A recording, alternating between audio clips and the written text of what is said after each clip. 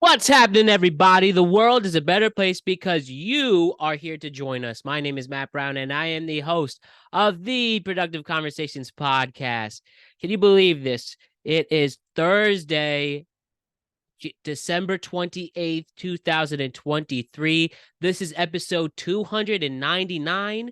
We are about to go over week 16 in the NFL season, and we got a special show for you beyond that. But before we get into our NFL coverage for this week, and before we have a lot of fun in store, I just want to remind you to like and subscribe to the Productive Conversations podcast on all podcasting platforms and YouTube. And don't forget to check out exclusive content regarding this show across all social media platforms. We're on Instagram at Productive Conversations Podcast.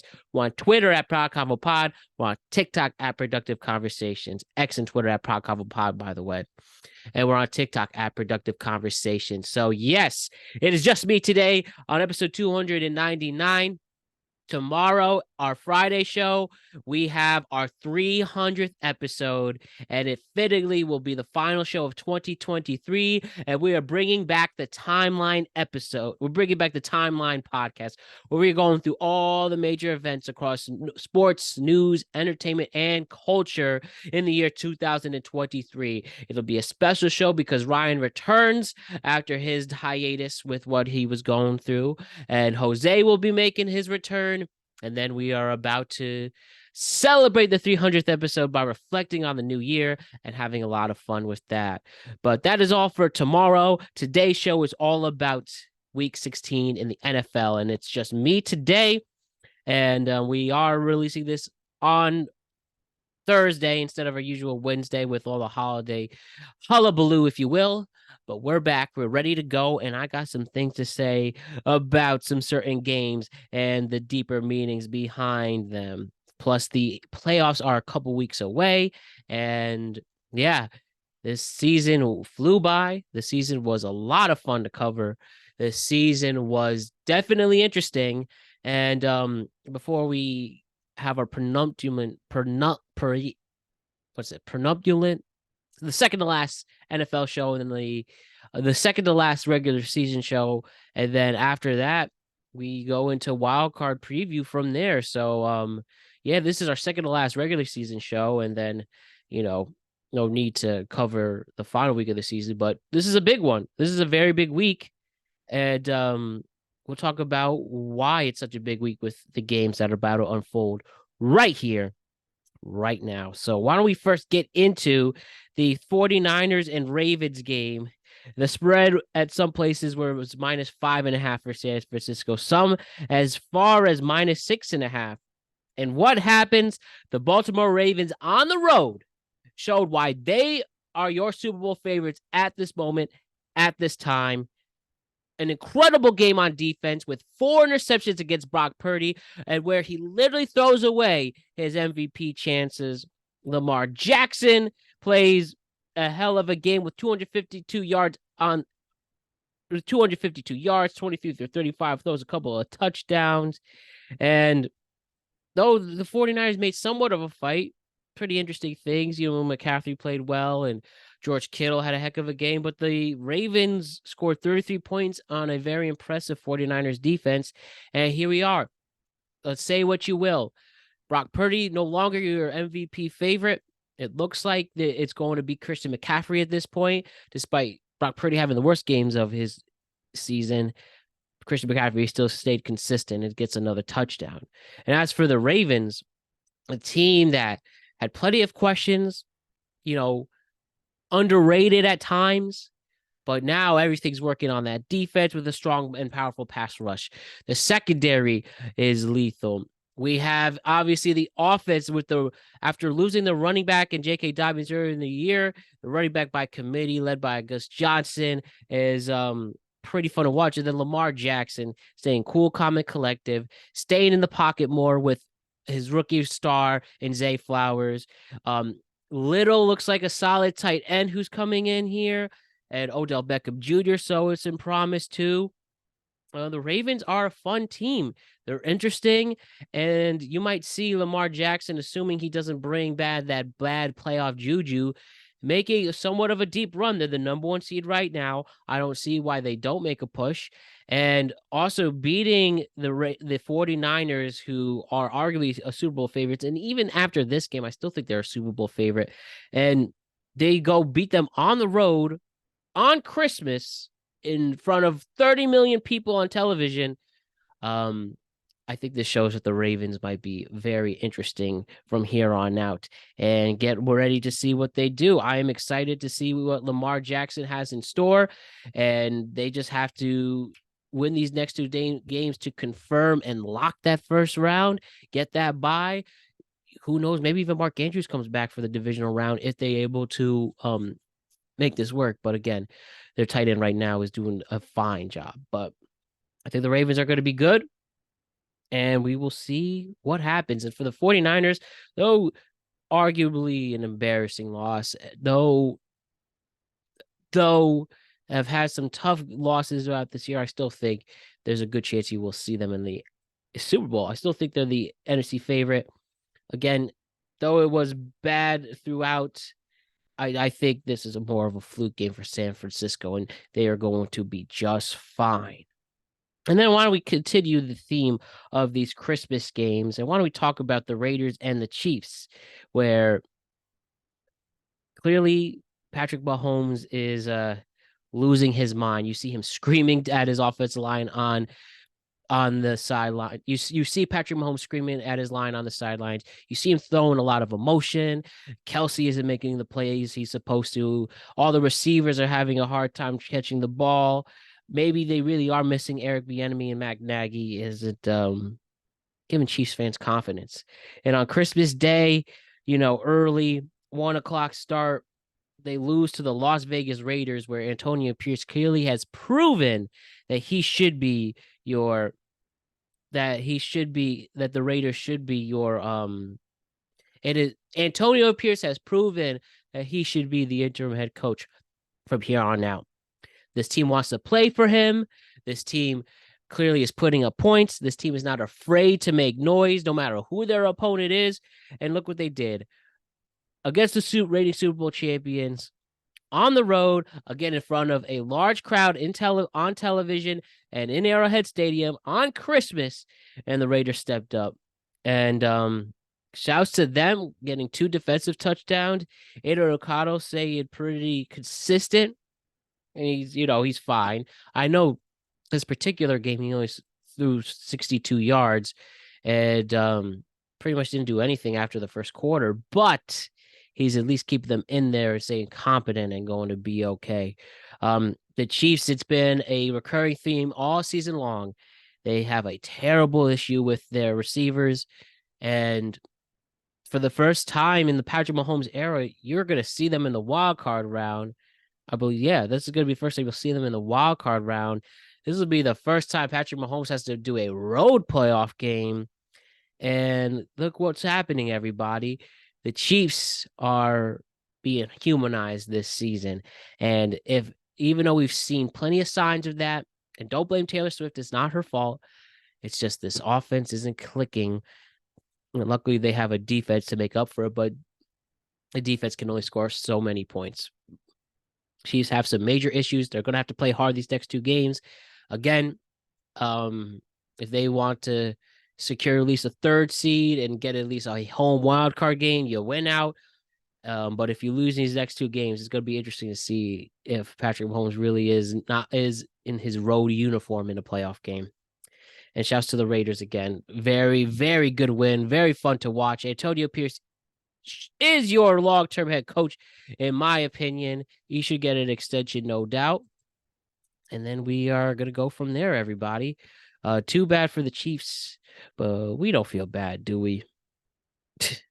They've had enough of their winning. They've had enough good times. And this is the first humble year in the Patrick Mahomes era. And we'll see if they make it up and get some much-needed help in the offseason. All right. So why don't we finish it off with our final Christmas game in the New York Giants playing the Philadelphia Eagles. And this was a battle. The Eagles did win 33-25. This was this was the game where we saw the Tommy DeVito era come to an end. Wasn't performing in the first half, had a bad game against the Saints the week before. And you know what?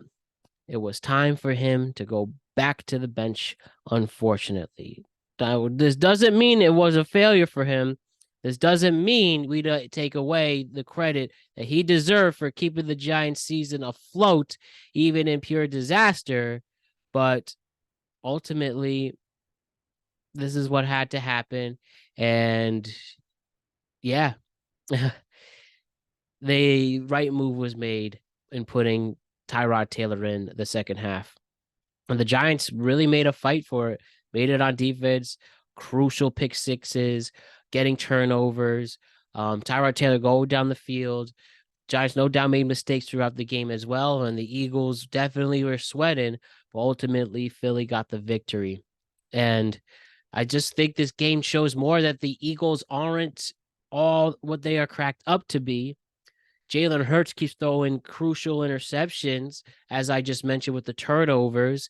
AJ Brown hasn't been anything special lately. Devontae Smith has picked up some slack, but the Eagles are beatable. They're vulnerable, and this is going to be a tough battle where the Lions, 49ers, and Cowboys all have made a strong push, and they're going to have to go through what are all three, if one, at least one, if not all three of those teams. So we're going to ultimately see where this pans out, but the Eagles are showing that they're vulnerable after almost losing to the Giants. And I wanted that so bad, but it is what it is. Tommy DeVito goes to the bench. We could talk of this offseason if he deserves to get at least another season in a backup role. We'll cross that bridge when we get there. That's all I have to say to that. But very good game. And you know who I wanted to win, but it wasn't meant to be. But the Eagles clearly are vulnerable. They play Arizona next week and then back against the Giants on week 18.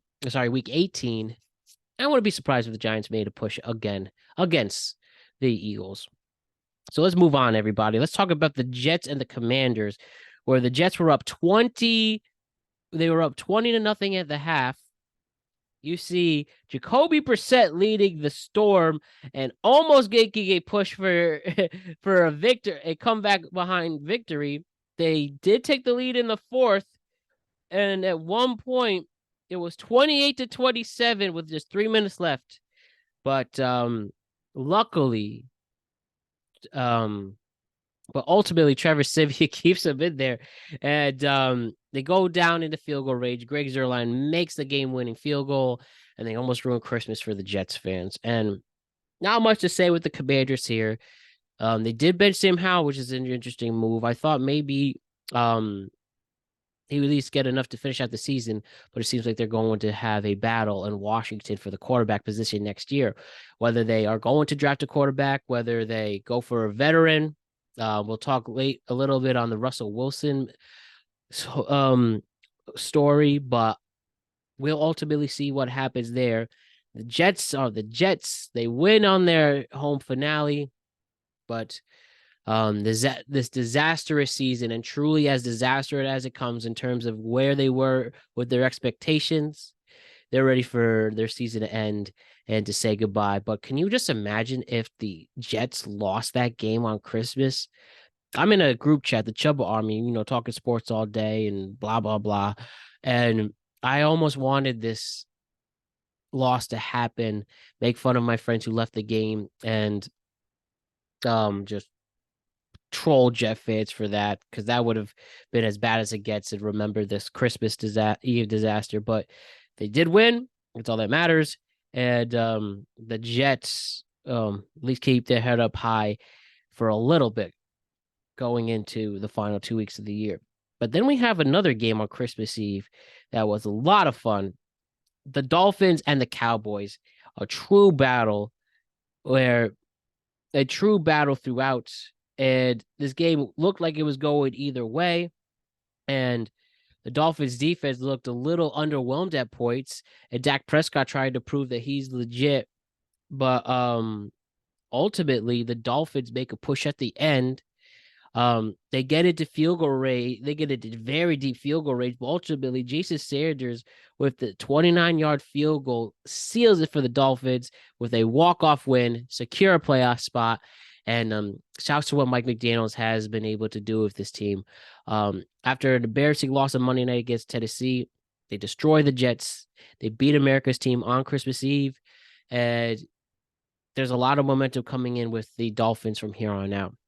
Again, their defense has looked much better, and their offense seems fine. Again, now with Jalen Waddle banged up, there could be some concerns there.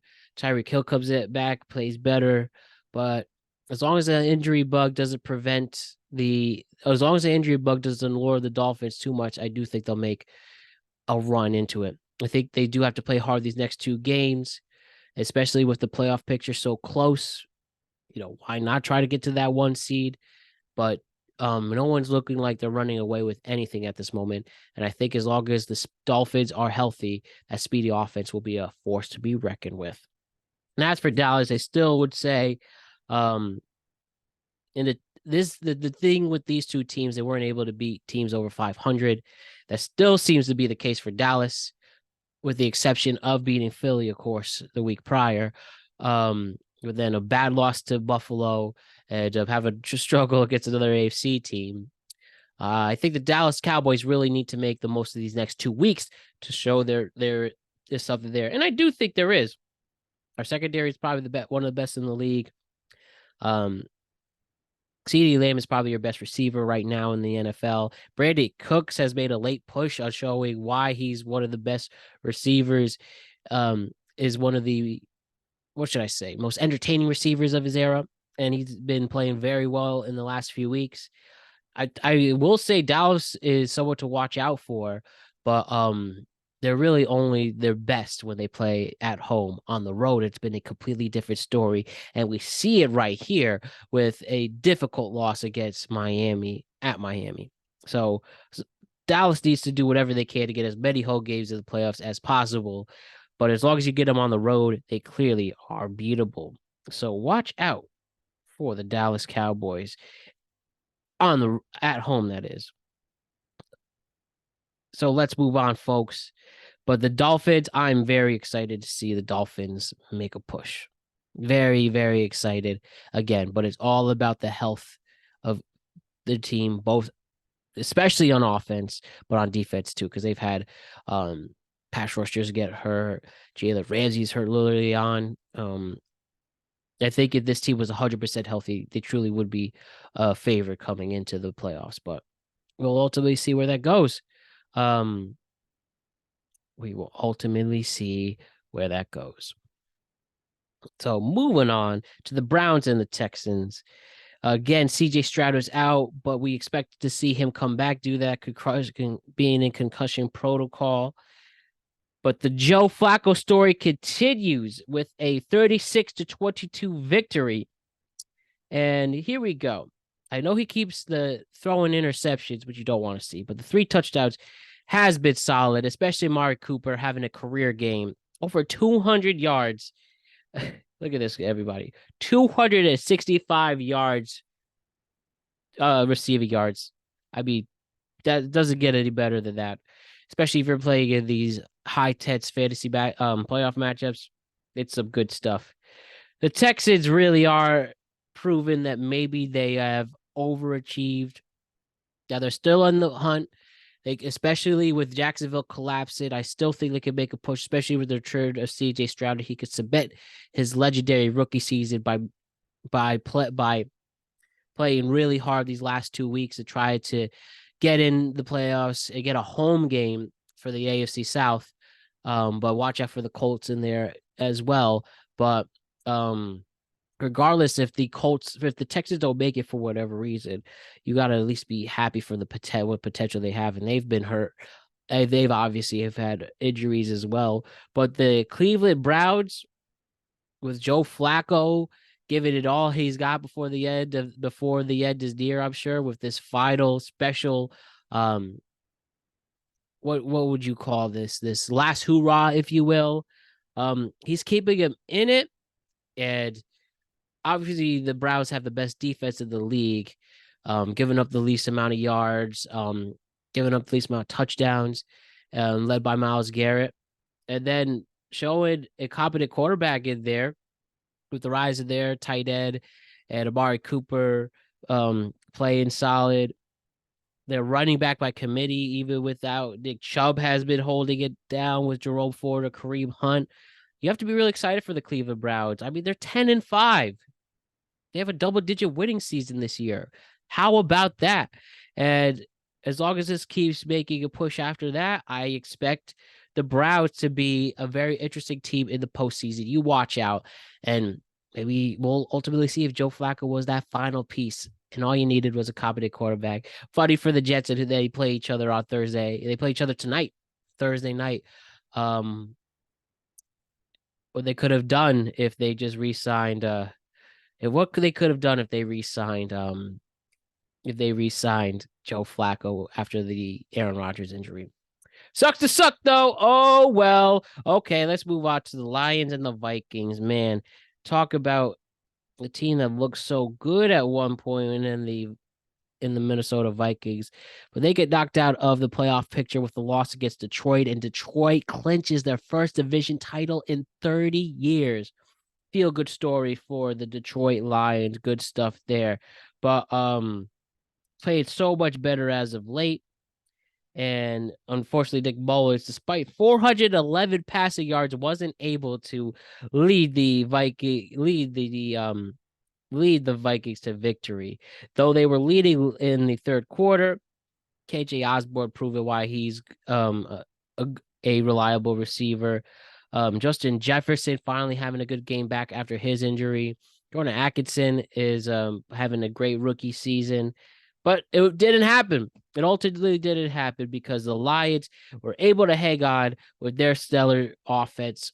I mean, Montgomery and Jahmyr Gibbs now being one of the most entertaining running back committees in the entire National Football League.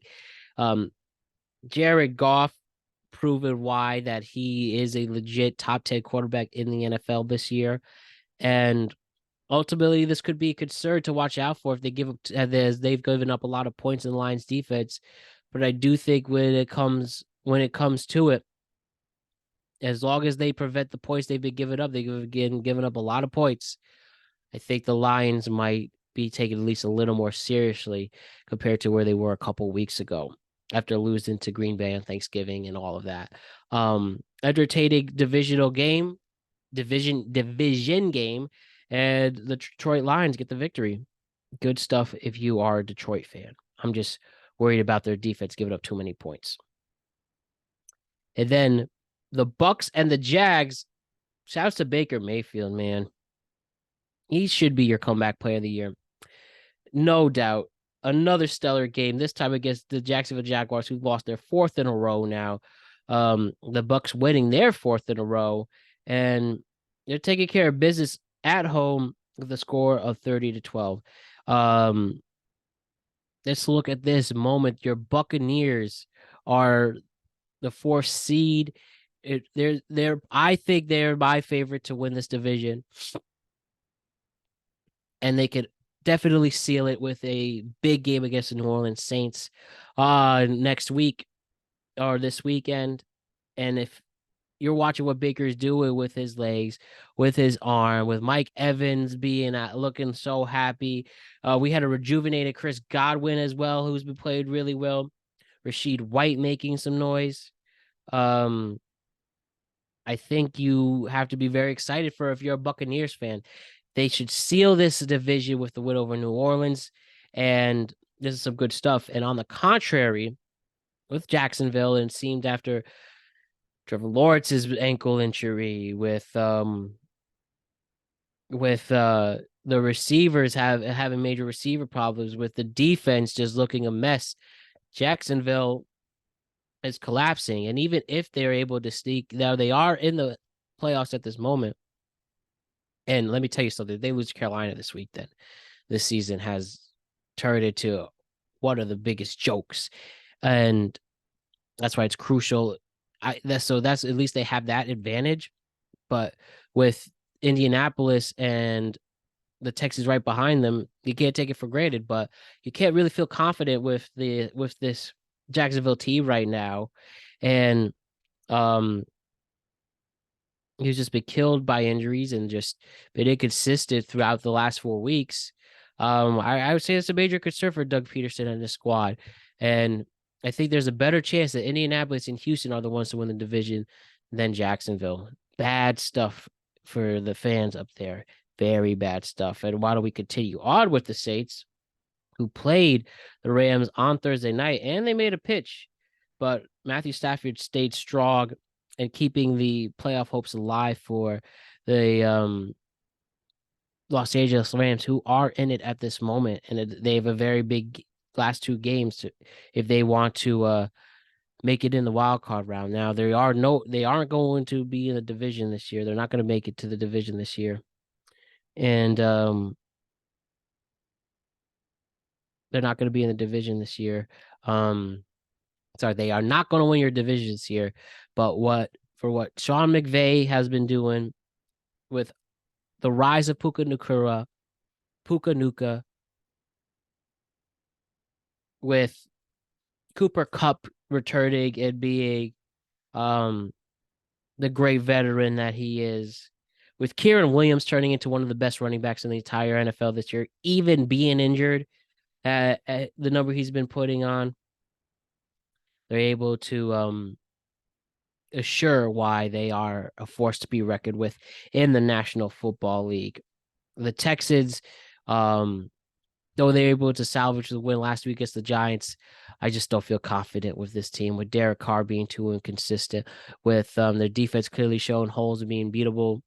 I think this is more of the Saints making a miss, but it was definitely a winnable game, and they made a push at the end, but still too many questions for New Orleans. But I'm excited to see what the Rams do, and I hope that they can secure a playoff win. And, if they do beat the Giants need to lose these last two games to guarantee at least a top 5 pick. Maybe it won't be so bad. So we will see where this all leads us. Now let's talk about the Seahawks and the Titans, right?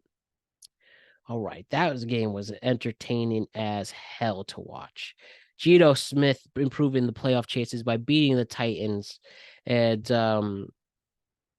you could thank this in the end with a Jordan Love interception, and they keep their playoff chances alive. The Seahawks, who, though Geno Smith isn't having the stellar season he had last year, still keeping the team focused and alive, and playing very well defensively too. And though the Tennessee Titans are definitely a weaker opponent, I still think that what Geno Smith is pulling up with the Seahawks is very entertaining. Even though the running game's been here and there with Kenneth Walker and him having a hard time staying on the field, I think an improved defense with Seattle making some acquisitions, benching Jabal Adams, and look, his replacement made the game-winning interception.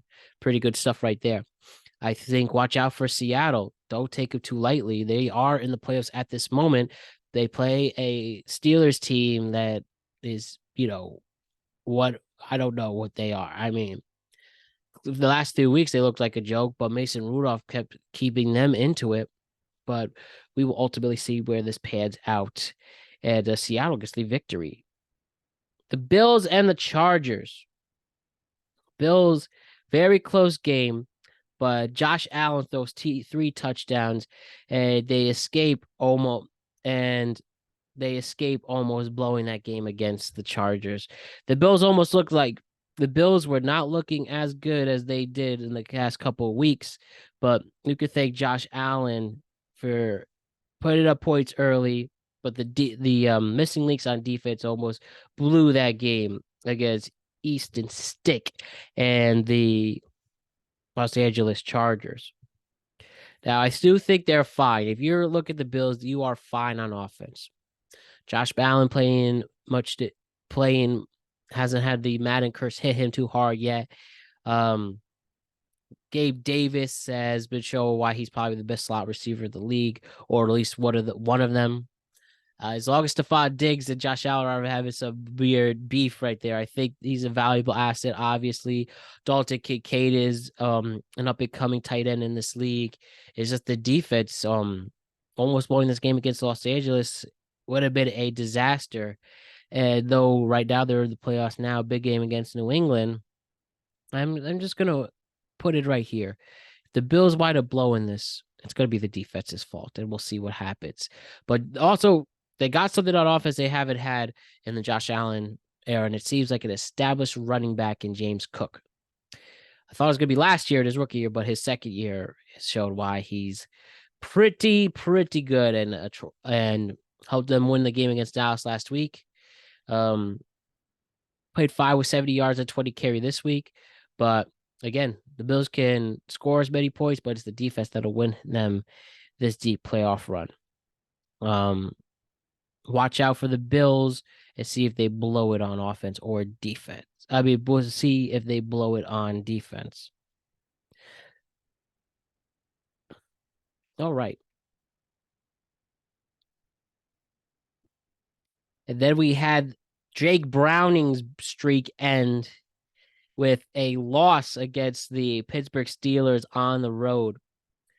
Mason Rudolph coming back to form. Haven't seen him in a while, but he gets the start last week, and he came to play and keeps Pittsburgh into it at this moment. Though I don't see the Steelers making the playoffs. They need a lot of help, but a nice solid win. Hopefully, to continue Mike Tomlin's above 500 streak can continue.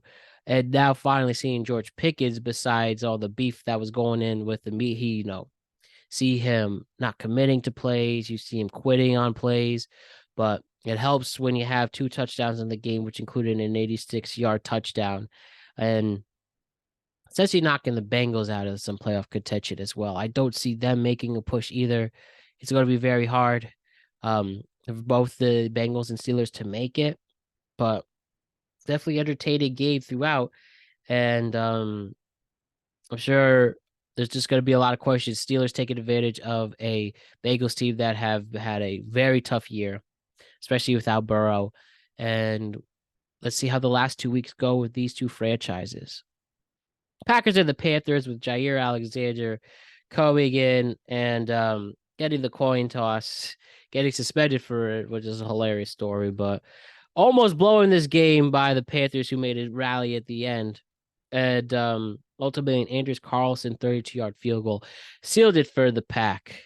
What a weird year for the Packers, but Jordan Love at least showing again why it's safe to say that the Packers might have found a quarterback for the near future, despite losing this game, though.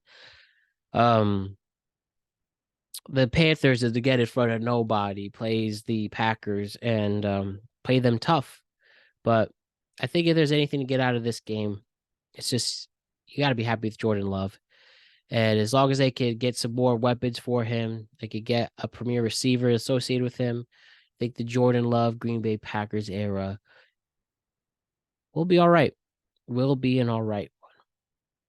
So we will see what happens there, right? All right, almost done. Let me just see what I'm missing here.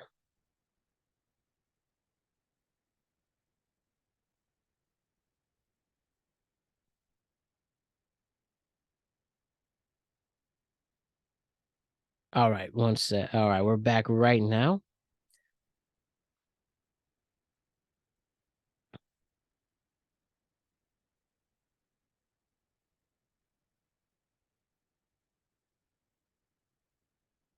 Now, this game, what do I have to say about these two franchises who are going to pick high in the draft? The Bears did beat the Cardinals by a score of 27-16. And Justin Fields doing it right, running the ball, throwing the ball.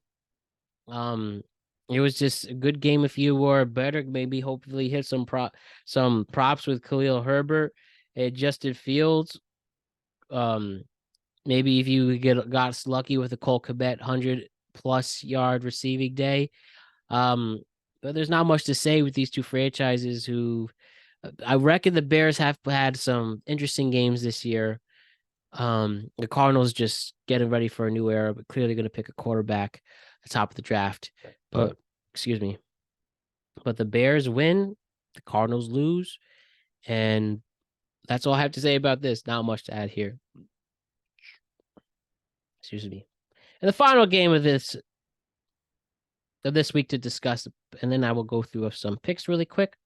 The New England Patriots got a victory over the Denver Broncos, and they win by a score of 26-23 in what might possibly be the final game for Russell Wilson in a Broncos uniform. So before that, let me kick off with that news. It was reported earlier today that Russell Wilson will be benched going into the final 2 weeks of the year. His season is done. Despite playing really well at the end, and despite making strides and showing why he can at least stay as a starting quarterback in this league, ultimately this led to Russell Wilson getting benched.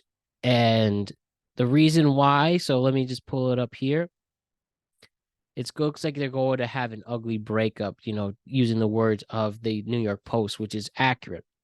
They have this trade in the offseason 2 years ago. Seattle trades Russell Wilson to Denver, and very interesting stuff there. But ultimately, a disastrous year under Nate Hackett last year, and then this year having a bad start, lost 6 in a row at one point, then made a push in what they started off with. Sorry, excuse me. Denver had a very rough start, the 70 spot. And then we also see them make a push. They won 5 in a row again. Then they gone 1-4 in their last 3 games. And despite getting traded in March 2022, signing a $242 million contract extension after that, ultimately, it looks like the Broncos are going to move on. So let me read this here from the New York Post. Russell Wilson's tenure with the Denver Broncos could be spiraling out towards the end. On Wednesday, the 35-year-old quarterback was On Wednesday, the 35-year-old quarterback was benched for Jarrett Stidham with just 2 games remaining in the regular season. And with speculation mounting that about a possible Wilson and Broncos divorce, Sports Illustrated Albert Beer pointed out Wednesday that his deal will have cost Denver $124 million for 2 years and $73 million more than they had offered, that they hadn't offered in the extension. And he will be owed $337 million in 2025, and it's guaranteed if he's on the roster by March 17th, 2024. So this March, and you know what? Business is business. Looks like they're going to cut him, and though they're going to pay him that guaranteed money, ultimately this should be better for their future. Russell Wilson, who has been a topic of discussion on the show often. We made clips. We pointed out how strange this guy is. We've pointed out how aggravating he's been seeing. He has become, despite playing stellar in Seattle, despite winning a Super Bowl there, and pretty much was seconds away from winning another one until the disastrous interception against the New England Patriots in Super Bowl 48. His career has been, up and down, for a lack of a better word. And ultimately, we thought maybe there's a chance he would revitalize his career at Denver, and the opposite happened. And it looks like Sean Payton's going to cut him. When asked about why are you cutting him, he said, well, I can't cut, 5 offensive linemen. I can't replace all of them. And Russell Wilson is the scapegoat here. Man, he's 35 years old. He's had a very good NFL career. You could argue all day about if he's a Hall of Famer or not, but he's turned a lot of people off. He hasn't played well in the last few weeks, despite playing okay overall this year. I mean, he's played well enough for the Denver Broncos to have a pick in the middle of the first round. But yeah, they're just moving on. Looks like enough was enough. I do think it's the right decision to move on. And, when it comes to money, all these franchises have deep, deep pockets. And I think they're going to be okay. I think Sean Payton can develop a new quarterback and turn him into somebody who's a franchise quarterback for 10 years. And this is definitely the class to experiment with it. So put your money on the Denver Broncos making a selection for a quarterback in the first or second round. Guarantee that. And we'll see if Russell Wilson will be on an NFL roster next year. I wouldn't be surprised if he's competing for a job somewhere else, but I don't think it'll be so easy for him to be a starter right away. And especially with all this stuff about teammates not liking him and being turned off by him, he has a long way to go to try to salvage what's left and get a good reputation from a very difficult season. So the Russell Wilson era looks like it's coming to an end in Denver. And I'm sure people are very happy. Next to the Jets, the Denver Broncos have had the longest the longest streak without making the playoffs. And I am sure with new ownership that they want to make that change. Russell Wilson, very interesting legacy. The 30 for 30 about Russell Wilson is going to be very interesting in the next few years. All right, everybody. So that's that. The Patriots suck. I mean, what's new in this season? 2 more games to go for Bill Belichick, and they're about to start a new era themselves. But why don't we complete our conversation with our lock, upset, and game of the week? Let's make our picks for week 18 in the NFL. Sorry, let's make our picks for week 17 in the NFL season. Your game of the week will be the Detroit Lions and the Dallas Cowboys playing a back and forth battle where a spread has not been released at this moment. Excuse me, there is. Dallas is opening at -6. Dallas, as I mentioned, are the best team arguably on their own home turf. But I think with some momentum coming in with the Detroit Lions, I wouldn't be surprised if you would get an upset there. I think the running back by committee and Gibbs and Montgomery can put up some yardage, can play the ground and pound game, get into the right windows, and make some noise during this game. I think that's the secret here. The secondary for the Dallas Cowboys is arguably the best in the NFL, so the Lions should run the ball more. And when you have Jahmyr Gibbs and David Montgomery being one of the best duos at the running back position, that's how you get this victory. Give me +6 for the Detroit Lions, and that will be a stellar game on Saturday night. Then December 31st, we have some interesting games here. As I said, that's going to be your game of the week, your lock of the week on my birthday, my 29th birthday. How about that, everybody? How about that? So I think your lock of the week is the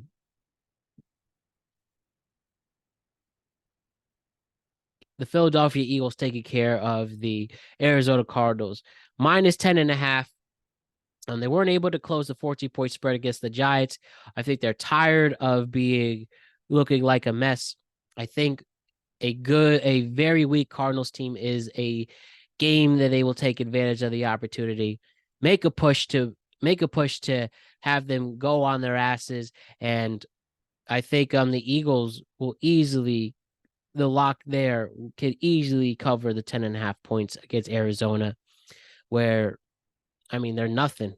And I think the Eagles will get that victory there. And our upset of the week, you can argue the game of the week will be an upset. I said here with Detroit winning, and I will say it's a risky one, but I do think Detroit can get a nice victory, an upset. But what I'm choosing as your upset of the week here, give me the Carolina Panthers upsetting the Jacksonville Jaguars, getting them to 500, giving them their 5th loss. And by the way, it would be +6.5 for Carolina. I say give Carolina the victory on this one. They have been playing better.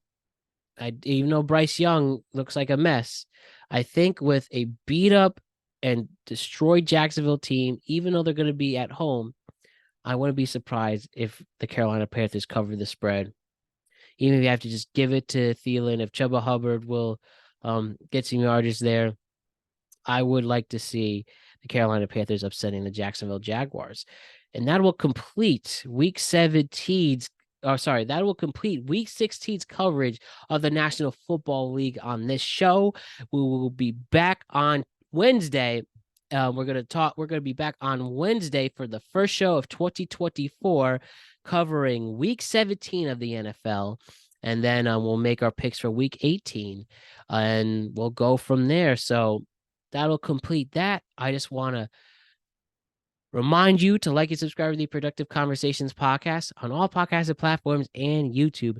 And don't forget to check out exclusive content regarding the show across all social media platforms. We're on Instagram at Productive Conversations Podcast, X and Twitter at ProdConvoPod, we're on TikTok at Productive Conversations, and Facebook at Productive Conversations.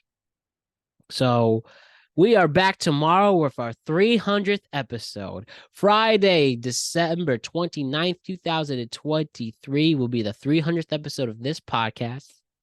I will give my thanks and praises during that show, but as we are about to close on episode 299, I want to thank you all for supporting us during our journey to get to this far, and we will celebrate on Friday with a very fun timeline show and talking about the entire year that 2023 was. We're very thankful for your support. We have some very big things coming in 2024. I've been making some calls. I've been on some meetings. So get ready. So I have to say, get ready. And yeah, that will be very special. And we just hope to double our audience, get some sponsorships for the first time, be more interactive, do extra content, and grow this brand that is known as the Productive Conversations Podcast. So there are some great times ahead. I want to thank Dolo Ren, aka Alex Jesus, for what he does behind the scenes. I want to thank you, the greatest fans and listeners in the world, for always supporting us no matter what, and being the very best fan base a podcast can ask for. We are very blessed. My name is Matt Brown. I am the host of the Productive Conversations Podcast, and I'll be seeing you tomorrow to celebrate episode 300. All right, everybody, have a great rest of your day, and sayonara. Peace!